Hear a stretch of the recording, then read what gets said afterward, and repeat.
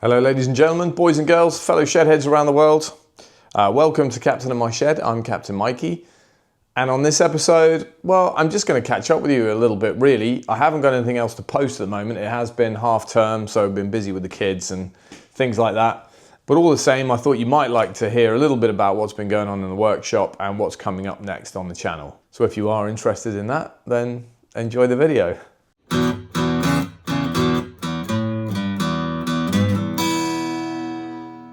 Well, it's half term here in sunny Wales. Something like day 55 of continuous rain. It's been pretty miserable. The sun's kind of trying today, but the ground's pretty soggy. So I've been in the workshop a little bit, and as you can see behind me, we've got my youngest has been tasked with providing a dragon. So he's a little bit small to use the tools, but I made him something that he can paint up, and he's going to do that in a second now. And then this behind us is a fingerboard skate park. My eldest actually is making this with me, and he makes these fingerboards. You might be familiar with them if you've. This is one I made for him for Christmas, a little bit of a retro board. Yeah, so he makes these. And he sometimes sells them at school and things. He makes all the grind rails, and we thought we'd make a proper park with ledges and steps and quarter pipes and things, mini ramps.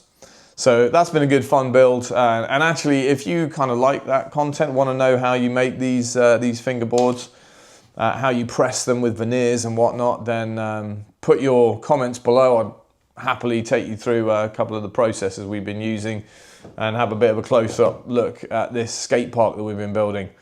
It's been good fun actually. If you're looking for a project to do with your kids, this is a good place to start. And if your kids are looking for a project that they might want to sell at school, then these little fingerboards, just the decks themselves and buying some spare parts off Amazon or wherever, they make a great toy, a great present if they're making things for their friends and family, or if they want to sell something at school. It's a nice little project to get stuck into. And if there's enough interest in the comments below, I'll make a video or two on making these. So up next in the workshop is, as always, a quick tidy up. It's looking a bit of a mess again, because half term. So quick tidy up, getting it ready for the next project in here, and that is a big side unit. I'll show you a quick image of the designs for that plan. I've got the wood ordered. It's going to be mainly ash and ash veneered MDF. It's going to look cool. It's going to house the rabbit in one end, bizarrely, but in such a way that it doesn't look like it's housing a rabbit. And it's also going to be a kind of seating area, extra storage for in the house to make the house look a little bit more tidy, a little bit more up together. Now, I've just been setting up this mortising machine from Axminster. It's the AP25BN. So I took it through its setup and first use, and it was lovely. I don't have anything to compare it to, but it did what it's supposed to do. We got some nice square holes without too much effort, and it's a pleasure to use. So I'll take you through that machine at some point as well. Again, if you're interested. I think it's kind of a cool addition to the workshop. And because I haven't got the De Niro for a Festal domino, then it should make cutting mortises and that sort of thing an absolute breeze. So I'll show you that in a separate video as well at some point. Now, if you watch my workshop tour video, you'll remember that this workbench, I was worried about some woodworm. I did treat it, and I took some of the advice from some of the people that commented on that video, and thank you very much for that. It's really useful. I've treated it with some woodworm dewormer. That's not deworming the woodworm, that's just killing the woodworm. I'm not taking them on as pets or anything, that would be ridiculous. And it does seem to have worked. I can't see any further evidence of woodworm, but it is not quite the right solution for my workshop. The more I use the workshop, the more I feel that actually, as lovely a bench as this is, now that I've got the extra space, there's a better way. I'm thinking an MFT style workbench that wraps around my that will wrap around my table saw and router table, which is under this crap somewhere. And maybe I'll take this panel off and bring the wraparound out a little bit so I've got more space here. In addition to some of these bigger projects, I've got loads of smaller projects that I want to make. One of those smaller projects is improving this smaller fence here on the table saw. And I want to improve it in several different ways. I want to get a proper measurement guide along the front edge here. I want to get a kind of an extension out the back here so that I've got a bit more of a lead in, a bit more of a support at the back of the workpiece for longer workpieces when I'm pushing them through.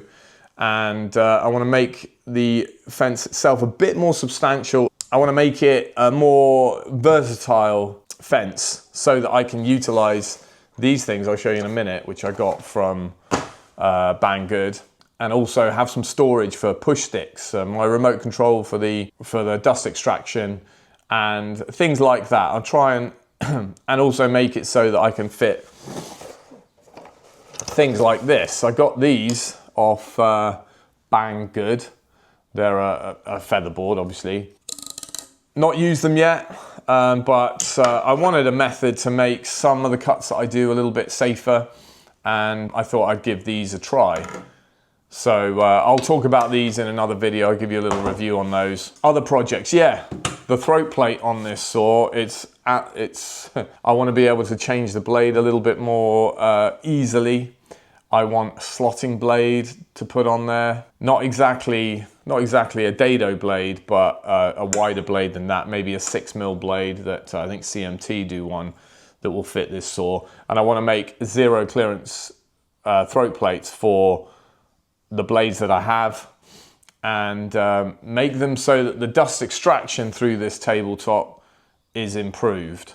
So that's another project to come. One of the other kind of workshop improvement projects that I want to build is a nice crosscut sled. At the moment, I've been getting by with a mitre guide, and that does its job pretty well. But there are instances where the mitre guide is not quite the right tool or quite the right accessory for the job.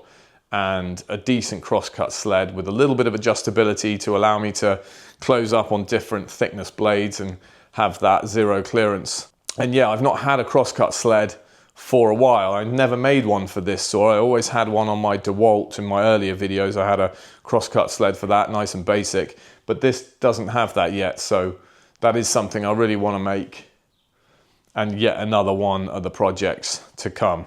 That's a quick rundown on what's been going on in the workshop and what is to come.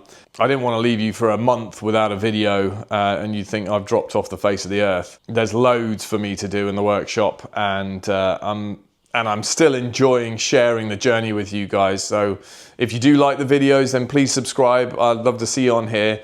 I do have plans for the channel to make it a bit more of a consistent channel that I'm posting on a bit more often.